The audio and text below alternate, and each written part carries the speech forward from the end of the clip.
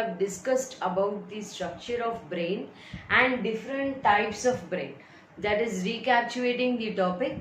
The brain is divided into three major parts. They are forebrain, midbrain and hindbrain. So we were discussing about the forebrain in the previous class. So the brain together it is called as the encephalon. Okay, so the forebrain which we were discussing in the previous class, which we call it as the frozen cephalon. So in the frozen cephalon, we have divided, the brain is divided, the forebrain is divided into three parts. First one is olfactory lobes. It is a pair of lobe-like structure which is connected to the temporal lobe of the brain. So the next part is called as the cerebrum, which is the largest part of the brain, which consists of many gyri and sulci, which increases the surface area, thereby accommodating the more number of neurons. Hence we call the cerebrum as the seat of intelligence. So if you are talking about the next part, it is called as the diencephalon. So diencephalon is said to be the third part of the forebrain. So okay, the third part of the forebrain is called as the diencephalon. Okay, so coming to the diencephalon is divided into three parts. Okay, the diencephalon is divided into three parts. First one is epithalamus, second one is thalamus, and the third one is the hypothalamus.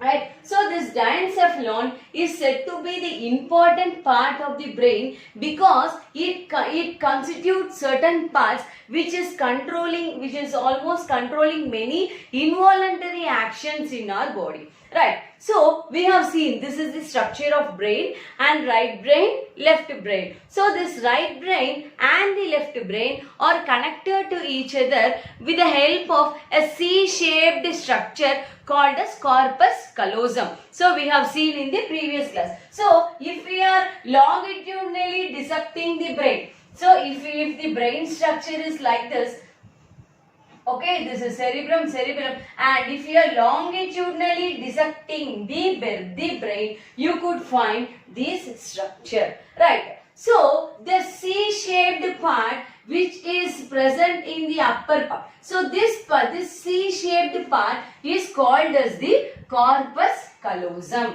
Okay, so the C-shaped part is called as the corpus callosum, right? So beneath that, so below this corpus callosum, you could find a roof.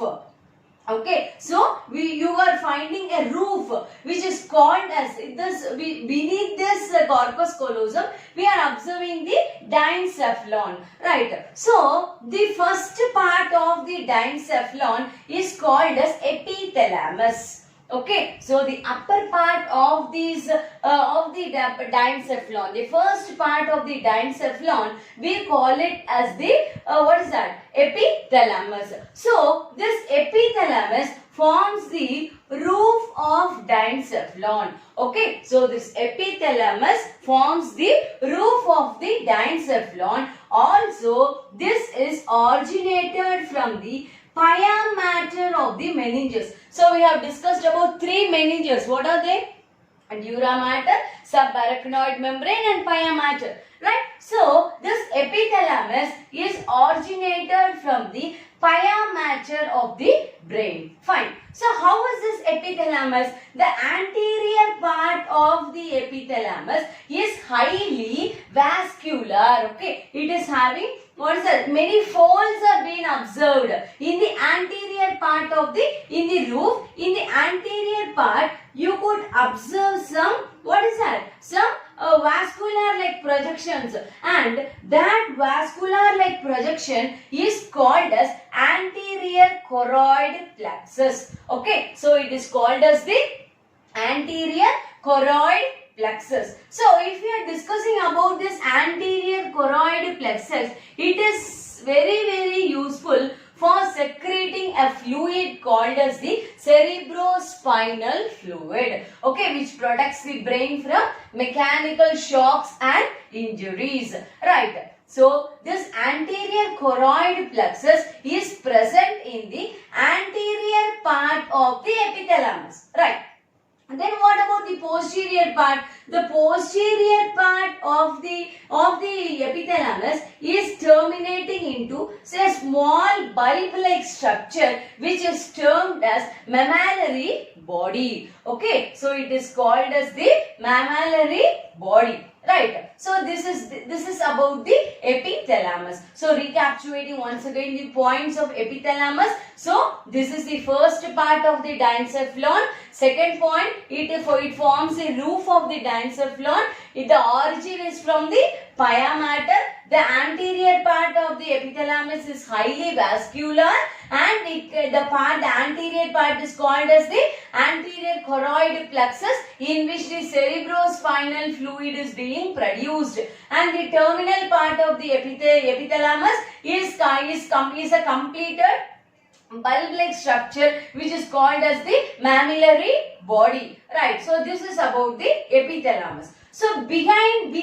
epithalamus is the thalamus. So beneath the epithalamus is the thalamus. So if we are talking about the thalamus, it is the mass of grey matter in the medulla part of the brain. So the medulla part of the brain also. So we have generally discussed what is that? The outermost part is called as the cerebral cortex, and the integral part is called as the medulla. So cerebral cortex, it is grey matter, and the inner part is the white matter. We have discussed. But here, if we are talking about the thalamus, since it is being present in the integral part, there we can observe some mass of grey matter. Okay, some mass of grey matter is observed in the medulla, which is said to be which functions as a relay center. That is, relay center means what? It is just conducting the impulse. Okay, it is conducting some some signals, right. So hence this thalamus is said to be the relay center of the brain. Okay, so the thalamus is said to be the relay center of the brain.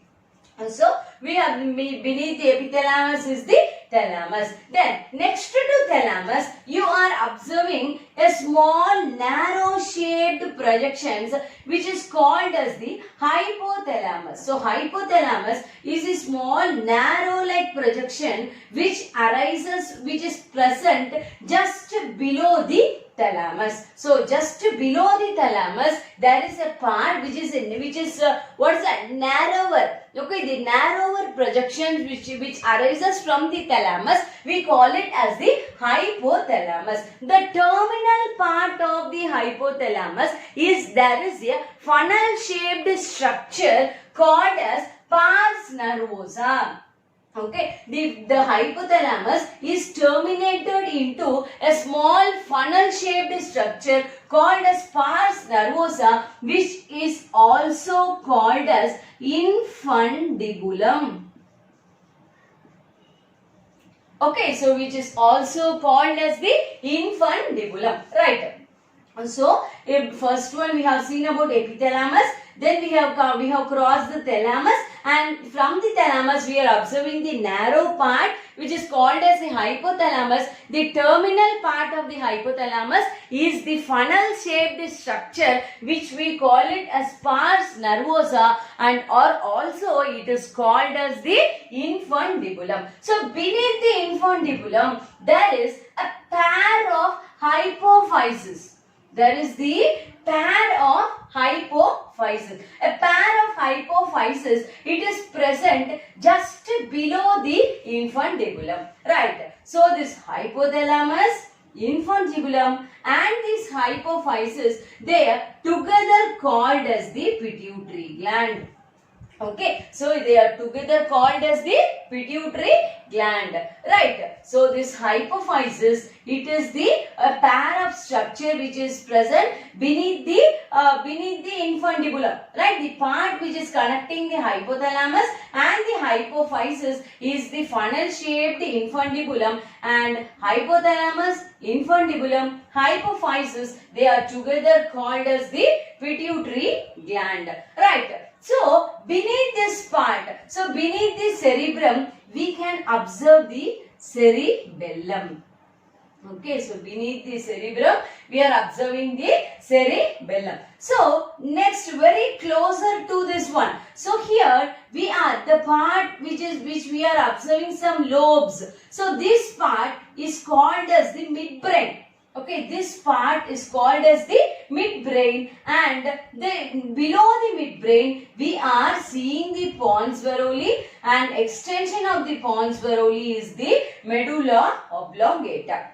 Right. So, coming to the hypothalamus. So, coming to the hypothalamus, the functions of the hypothalamus, it is a combination of conducting of signals in neural coordination as well as in the chemical coordination. So, this hypothalamus plays the major role in nervous system as well as the endocrine system. Right. So, this hypothalamus, it is playing the major role in the nervous system as well as it is coordinating the endocrine system. Then it acts as the thermostat of our body. It is very useful to maintain the body temperature. Okay, so it is the control center for maintaining the body temperature. So it acts as the thermostat of the body. And also this hypothalamus, it is the control center for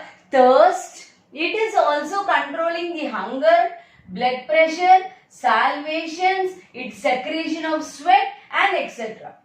Right. And this hypothalamus consists of many neurohormones. Okay, so when we are discussing about the endocrine system, we can discuss about these neurohormones in detail. Right. So this hypothalamus, it is the part which is coordinating between both the nervous system as well as the endocrine system. It acts as the thermostat of our body which regulates the body temperature, and it is the control center for thirst, hunger, blood pressure, salvation, sweat, etc.